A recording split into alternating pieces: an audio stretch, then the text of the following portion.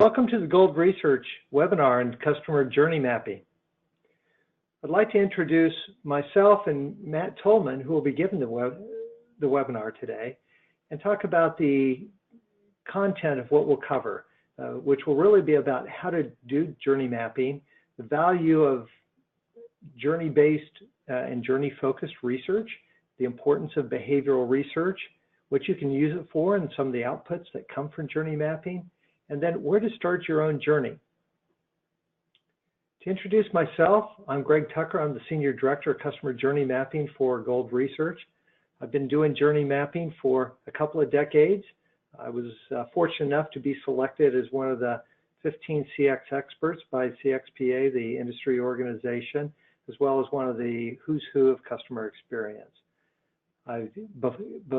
Before consulting with Gold Research, I was also a CMO. So I've actually applied this not just on the research front, but on the application piece.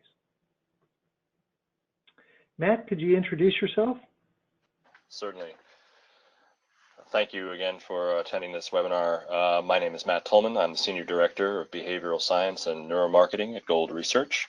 I spend most of my time investigating visual perception, motivation, and decision-making, and how that relates to behavior.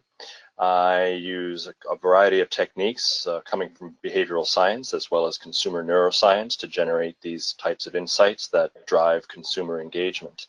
I also have 20 plus years of experience serving a variety of companies in CPG, QSR, retail, financial and media clients, many of these being in the Fortune 500. Got a number of publications, if you care to look at these on another time, in Forbes, in the Journal of Advertising Research, the Wall Street Journal, as well as others, and got a couple of degrees that are related to this field. Fantastic. Thanks, Matt. For those of you who are joining who have the question of why focus on customer journeys, we'd like to reference something that McKinsey says about this one, which is customer journeys are far more significantly correlated with business outcomes than our touch points. And it happens in every industry. The customer's loyalty is really driven by the sum of all of their experiences with a company, not just around touch points. But much research and organizations focus on those specific touch points, each of which, in the graphic down below, shows that you can be at 90% or close to it in a variety of different areas. But at the end of the day, the customer might feel like they're only getting a 60% satisfaction level as a result of 4 different organizations giving them 90% satisfaction. It's really that customer journey that's the focus of our conversation. And the customer journey has a couple of different aspects. The physical journey, where people go in retail, where which aisles they walk down, which stores they go to. For restaurants, what's their path through into the cafe, through the drive-through, pick up and take home. But there's also all the digital aspects, which are becoming more and more important in the overall customer journey. And to capture that requires that we focus on a number of research methods. So one research method really doesn't cover all the different interactions, physical and digital, that customers have.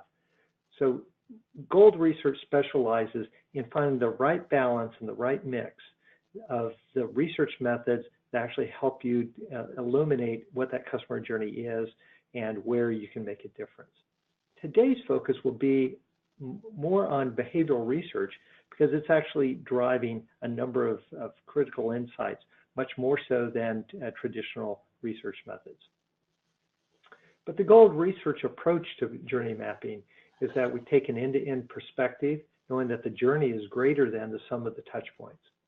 We use a variety of the different research techniques, digital and physical, customer observation, behavioral research, and importantly, the analysis that goes with that research, as well as classic quant research. We specialize in the moment methods and insights about behavioral observation, eye tracking, biometric data that Matt will talk through today, as well as shop along and home ethnographies and in-depth interviews digital IDIs and eye tracking for purely digital experiences. And then we develop journey maps that integrate the words, the numbers, the images that represent the customer journey from end to end. That makes a memory and a well-recognized journey that can align an organization. We also provide deep research detail to support the different planning decisions inside of our quantitative analysis. And for many companies, they like to have different journey maps for different personas, different retailers, different segments of the market. So that's Gold's approach to this. But I'd like to focus today on the research aspect in the behavioral research. I'd like to turn this over to Matt, who will talk through the behavioral research aspects of journey mapping. Matt?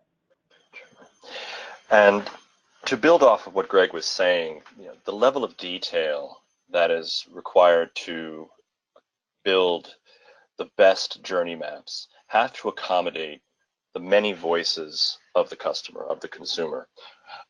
To do that, we need to focus on a variety of techniques, as Greg had mentioned, but the goal of combining those techniques is really centered around unveiling those different voices that the customer has. They do things, they feel things, they'll say things, and they think things. And all of those dimensions have different techniques that, there are different techniques that can be applied to uncover what's going on in each of those dimensions.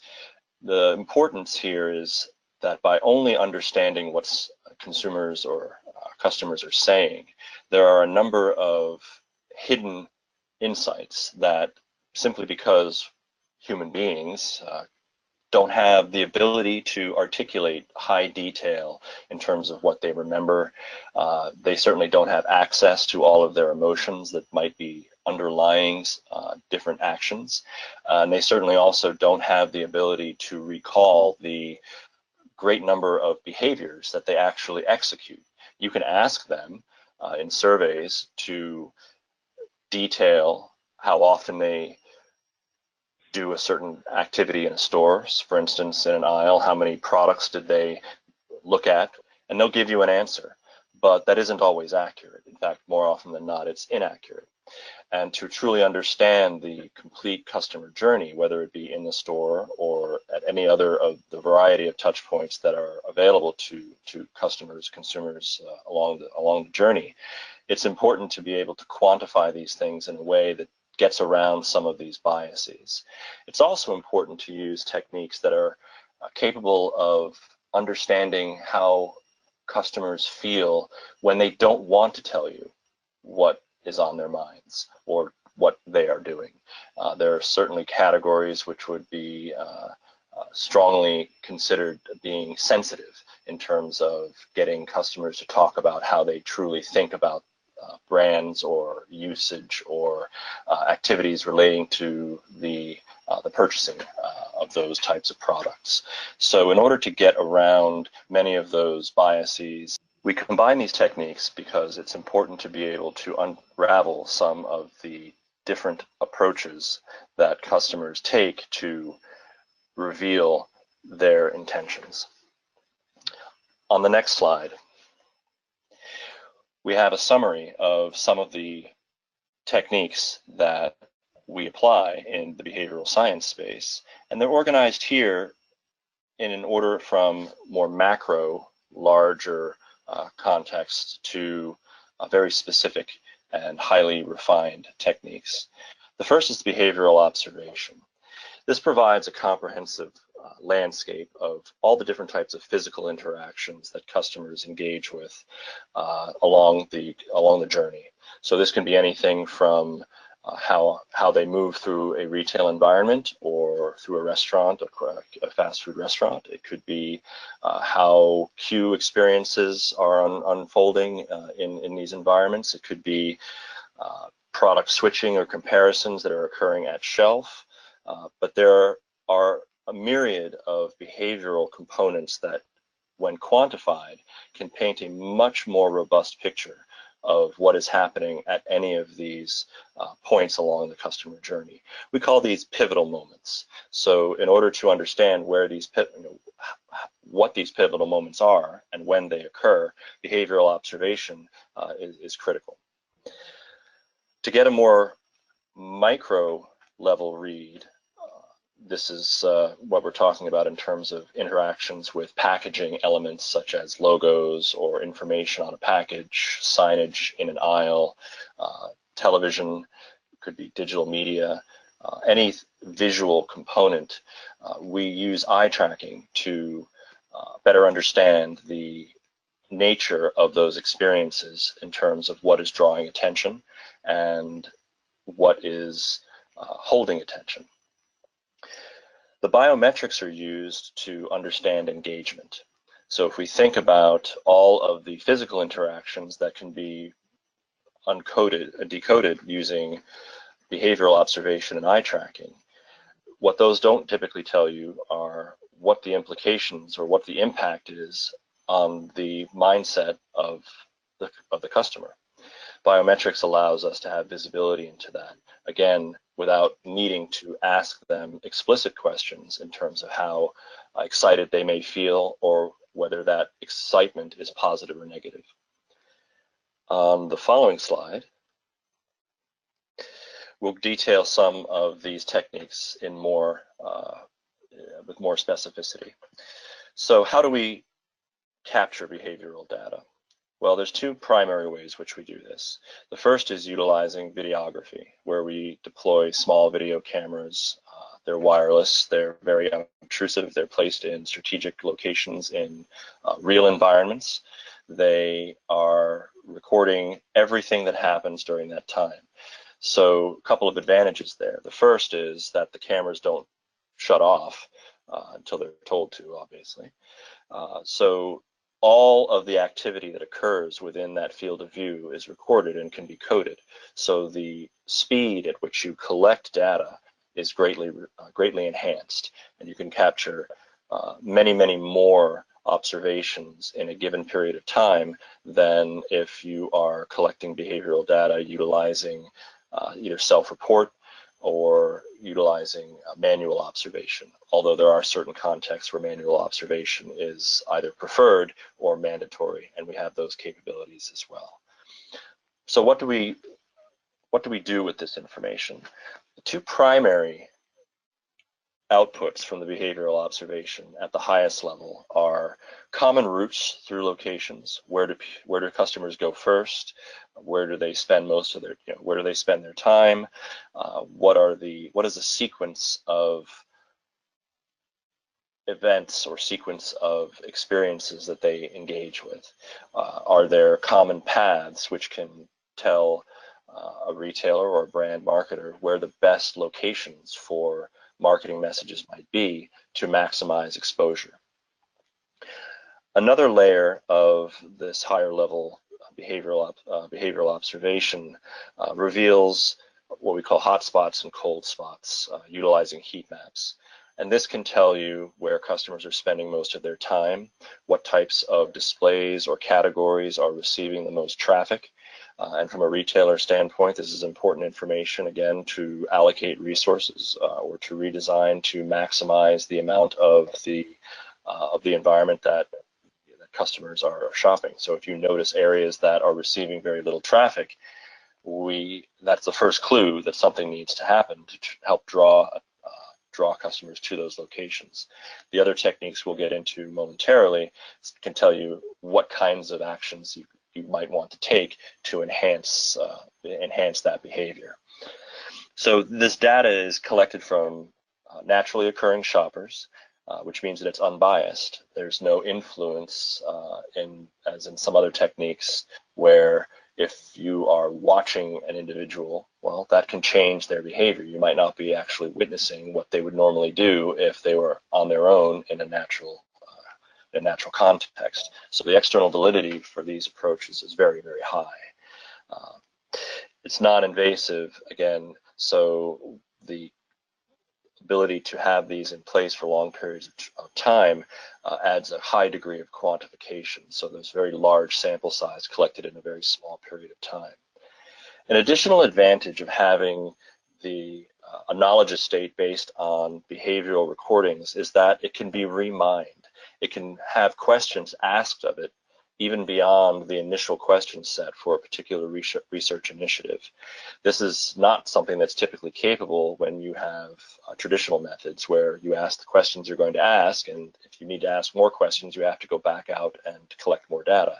In this sense, you have a wealth of information that you can code repeatedly for different types of behaviors that you may not have seen as being important at the outset of a particular research initiative. On the next slide, we'll talk a little bit about eye tracking. So the primary goal of the eye tracking is to find these pivotal moments at a greater degree of granularity and to discover the key drivers of noticeability and engagement which drive decision making. So typically we do these types of techniques utilizing eye tracking glasses, which are highly ambulatory. It's easy to outfit participants with these. They can move about a space with a great degree of ease and very naturally. But the key here is that we get to see the world through their eyes, and we get to see the world through their eyes in a very, very granular way. The recording is in high definition, and again, just like the behavioral observation, everything is recorded that the customer looks at. The two primary outputs of eye tracking are heat maps, which is shown in the image, the middle image on this slide. And that tells you where visual attention is allocated most frequently. And so in this example here, you can see that there are certain signs that are above the shelf that are receiving more visual attention than others. And there are certain parts of the shelf that are receiving more attention than others. But it goes further than that. Beyond the heat maps of the distribution of visual attention, there's a lot of information that can be collected in terms of the information gathering process. We're looking at, in the bottom image, the sequence of products on a shelf that tells us what consumers are looking at first and how they are searching in a variety of products in the order in which they're searching. If we dive a bit deeper, we can also understand what specific elements on those products that are drawing the attention and that are being considered most frequently and for the longest periods of time. This has implications for decision-making models. Most decision-making models utilizing traditional techniques ask myriads of questions using conjoint approaches to try and isolate specific attributes or information types that consumers will choose over others in trade-off types of paradigms, and utilizing those to establish decision-making models. Those aren't always accurate, again, because we don't always have access to the minutia of the myriad of information bits that are available to us when we're browsing a shelf that contains hundreds and hundreds of SKUs.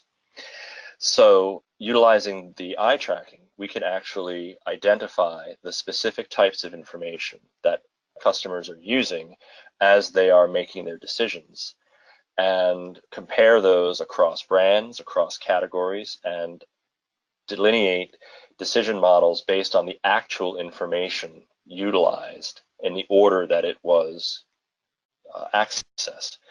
For instance, if you have price versus imagery of a product on a package, and you see that the vast majority of participants in a study spend most of their time looking at the images and do so before they do anything else, and only casually glance at the price at the end of the exposure to that product, well, that tells you a lot about the importance of price relative to the image. Conversely, if you see certain elements that are never looked at on a package during decision-making tasks, then we can conclude either that that information is already known or that it's unimportant. And there are other techniques that we use to follow on to that to clarify those types of issues. So what we're doing here is identifying the information gathering process that define those goal-oriented tasks. We are learning what attracts and holds attention, and we're understanding what most effectively facilitates or impedes the decision-making process. And so when you pair this with biometrics, which we'll talk about on the next slide, we can understand more specifically what engages specific emotional dispositions. Eye tracking isn't just limited to shelf sets and packaging. It can be used to understand mobile communications and mobile marketing. In an omni-channel world, this is extremely important since we spend more and more of our time investigating and making purchase decisions, researching, utilizing mobile and web technologies. But it also has a very strong importance for product package testing. So a couple of examples here, again, from looking at phones and looking at tablets, we can discern what parts of a particular page or a particular website are attracting the most attention, and in what order is the information being gathered. On product packaging, this is an old example, but a very powerful one. When Tropicana decided that it wanted to reinvent its carton packaging, it used to have a package where the brand was the center of attention and drove a lot of conversion because that's what people wanted. But if you look at the right side image, you'll see that when they redesigned the package and they moved their brand to the side, oriented in a vertical, the brand was no longer the focus of attention, and it became, for that and a bunch of other reasons, one of the more substantial packaging failures of the last 10 years. Similarly, when we look at products in a side-by-side comparison, as is often the case when you're evaluating products on a shelf, we can look to see what particular elements of a package are being utilized most frequently and in what order, as you can see in the dishwashing detergent image down on the bottom. I mentioned biometrics as being a significant part of the overall understanding of the customer journey. And that is because the customer journey is filled with pivotal moments and touch points that are meant to engage. And engagement is a central component of customer experience. If you're highly visible, but you don't engage, then your likelihood of being the product selected, i.e. the conversion, will suffer. So what can we learn utilizing biomeasures that help us understand the relative power of these different pivotal moments and touch points there within to engage with customers? Well, we break engagement into a couple of fundamental components: arousal, or excitement, and valence, or the positive and negativity of those experiences. There's a third component, which is the amount of mental work that we need to exert to learn about what we're trying to accomplish, and that's part of the decision-making process. So going back to arousal or excitement, we utilize GSR, galvanic skin response, which measures the skin conductivity on our, that's measured from our skin, which tells us how aroused we are at any given moment in time. This data is paired with eye tracking data. Doesn't have to be, but most often it is. And in as much it is highly temporally granular, meaning that we can look at very, very precise moments in time and look at the ebbs and flows of these arousal levels. So as someone is scanning a variety of products on a shelf or a variety of images on a website, we can differentiate between the amount of excitement that people feel as they look at these different elements. But understanding the level of excitement is missing a piece, and that is the positive or negative, because certainly you can be excited and feeling negative, or you could be excited and feeling positive. One would be considered, joy and exultation. The other would be frustration and disappointment, or perhaps confusion. So you need to have a valence that goes along with the arousal level. The heart rate variability is a derivative measure from heart rate that tells us this. So two sensors essentially are placed on the fingers, and it's very easy to deploy. It's highly mobile, as you can see in the image at the top of the right side of the screen. It's extremely quick to deploy, and it does not interfere with most shopping tasks. So combining those two measures tells us both the degree that people are feeling excited and the valence, and applying that across the variety of touch points, regardless of whether you're in store or at home, reading a newspaper, watching an advertisement, seeing a movie, engaging in a financial transaction, whatever it may be. All of these can be learned about in a very granular way in terms of what is being looked at, the order in which it's being looked at, and what the emotional impact those exposures have. I mentioned that there's a third dimension to the biomeasures that we typically deploy, and that is cognitive load or mental effort. This is an important dimension because it tells us about how much information is being processed, or how hard you're asking customers to work to execute their learning or their behavior. Websites are great examples of this. If you have a website that is very well designed and is highly intuitive, the amount of mental effort required to get from point A to point B to C, etc., to the place where you ultimately, or where customers want to go, is streamlined. It's seamless. And we as human beings, again, as information processors, have a variety of heuristics or shortcuts that we're constantly deploying to minimize the amount of work that our brains are doing. It's just the way we're wired.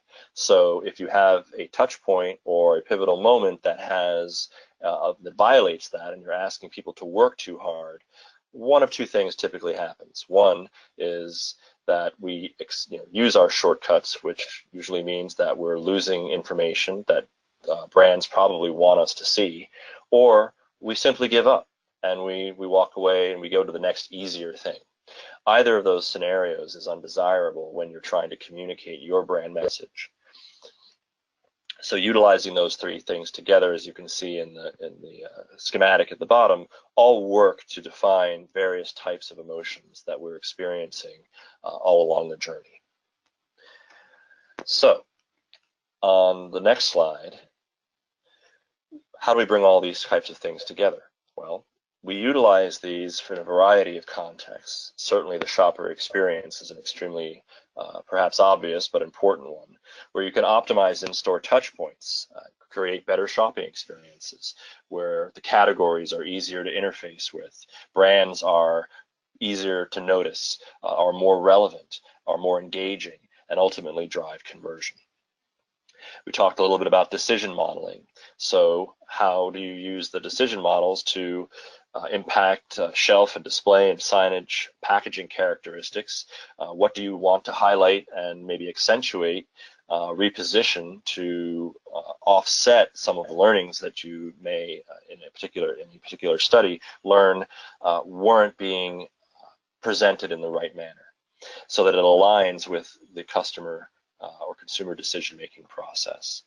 This can be done in digital, that involving the digital and omni-channel touch points in terms of defining the triggers that can move customers to a more impulsive state, or to facilitate the process of getting them from a call to action to the buy button, or the actual transaction. And in ad and media testing, it allows for the insurance that television and print and online advertising connect best with consumers, not just on the rational, but also on an emotional level. And being able to detail all of these things in a much more granular and quantitative manner, putting all those things together, create a much more powerful and complete map of the customer journey. And with that, I think I'm going to turn it back over to Greg and allow him to give some examples. Yeah, thanks, Matt. you really captured that beautifully, because trying to look at the customer journey means we need to look at both from an end-to-end visibility, not just within a certain touch point, but we also need to understand the logical and emotional side. And behavioral research is a powerful blend between qualitative insight and quantitative measurement that can explain a lot of different things and provides a great research foundation and database that you can go back to over and over to answer additional questions during the point of time and all that. And it helps isolate what we call the inflection points that drive brand loyalty, which is we don't have to win every step of the journey, but there's going to be 2 or 3 or 4 pivotal points in there that if we outperform the competition at those places, we really see some differentials. And being able to not only understand those, but quantify the impact of those is really important, because it helps us prioritize programs. Many times, research and customer journeys are very good from an explanatory standpoint, but they don't actually help the C-suite prioritize the different programs. And our approach to the journey mapping and having that type of quantitative information allows any senior marketing, sales, or executive team to actually look at the different levers that they have to pull, different programs they can put in place, and both prioritize those, and in some cases do quantitative modeling of the impact and to be able to perform an ROI on that. And we typically see increases in growth as a result of this through expanded share of wallet, share of category spend, improvements in customer retention, customer loyalty, improvements in positive word of mouth that actually drives down cost of acquisition. And we see revenue improvements that can range from 25 to 45%. So this isn't just research and insight as an output. This is a business initiative from looking at things from a customer journey standpoint. Earlier, we mentioned that customer journey maps are typically created, and here are a couple examples of different journeys. One through a retail situation, one with cleaning products, about the different stages people walk through, where their pain points are, the imagery they see, where they're excited, where they're frustrated. All that comes from all the variety of research that we do, as well as behavioral research that Matt described. We also kind of look at the down below where the digital influences are and where they need to be along the journey. So for those who are just getting started, we get a lot of questions about how do I love customer journeys, but how do I get, where do I start? And there's really 3 tips that we've learned at Gold Research. First is create your journey hypothesis. There's nothing worse than just having a bunch of ideas floating around in different people's heads and pretending that becomes common knowledge and aligned thinking. So use your existing research, have some cross-functional workshops, engage different perspectives up and down the customer journey, and in that case, identify what you know and what you don't know. Then one of the biggest gaps we see is that journey mapping efforts stop right there, and we advocate that customer journey maps aren't really real until they've done research with real customers. And so they need to be validated using the right types of research, and typically it's more than one. It needs to balance qualitative and quantitative, digital and physical. It needs to be logical and behavioral, and the variety of those research methods is the art of journey mapping that provides you with the information. And the last piece is it needs to have enough quantification that you can monetize the impact of what a great journey looks like, which is which key pain points need to be focused on, what type of revenue or customer loyalty or positive customer sentiment are we leaking at different stages of the journey, and what are the pain points that are causing that. And if we made an impact on those, what would be our increased share of wallet of our customer retention, of our purchase loyalty, and our positive word of mouth. It can be done. It just requires an end-to-end view of the journey and using the right research methods that balance qualitative insight and quantitative modeling. So we've got time for a couple of questions. So I've got a handful that have been popping up along the line. The first question is from Jack in Orlando, Florida, who's asking, this is all nice. How much does all this cost? And I'll take that one. Jack, thanks for your question. The costs are obviously dependent on the scope of work to be done and the different types of research, both where you're starting from and what you need to actually have done. So that's what's necessary to build on, but the typical cost range for doing this can start at around $50,000 and kind of range up to $250,000.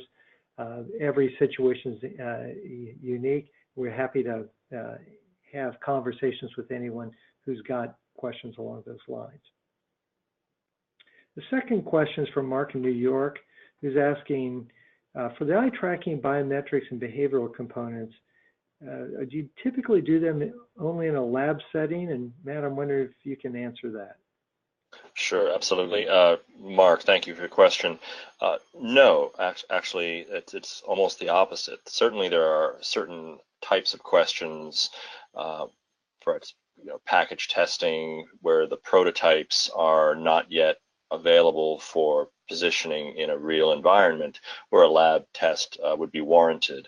But as I mentioned earlier, we seek to apply a very rigorous approach that has the highest degree of external validity.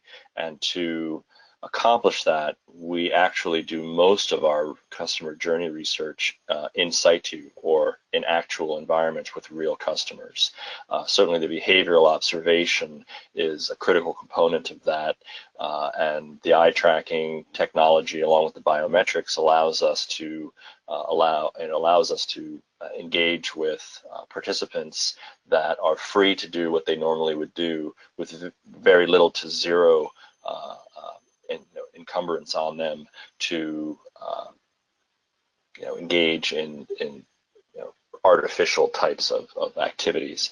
So the in-store environment is your lab where we're concerned. Yeah, it also gives that in the moment insight that so that people know it's really happening and it's a little bit more accurate. Our third question is from Sandy in Dallas, Texas. Sandy's asking, how long do these projects take? And Sandy, it's a great question. Everyone wants to know that because everyone's looking for insights early and often. The projects typically take 30 to 90 days from start to finish. There's really depending on the level of research that's already been completed and how much needs to be completed and how prepared things are. So, but I think the Gold Research approach is, we provide insights as along the way so that no one's waiting for the big ta-da at the end of a project. They're getting insights as they come along so that the organization can absorb them on a more frequent basis. Our final question is Jill in Seattle. What type of markets do we cover? And Matt, why don't you take that one? Sure. We have the capabilities of covering any market globally, whether it be for lab-based studies or for in situ, actual in-market studies.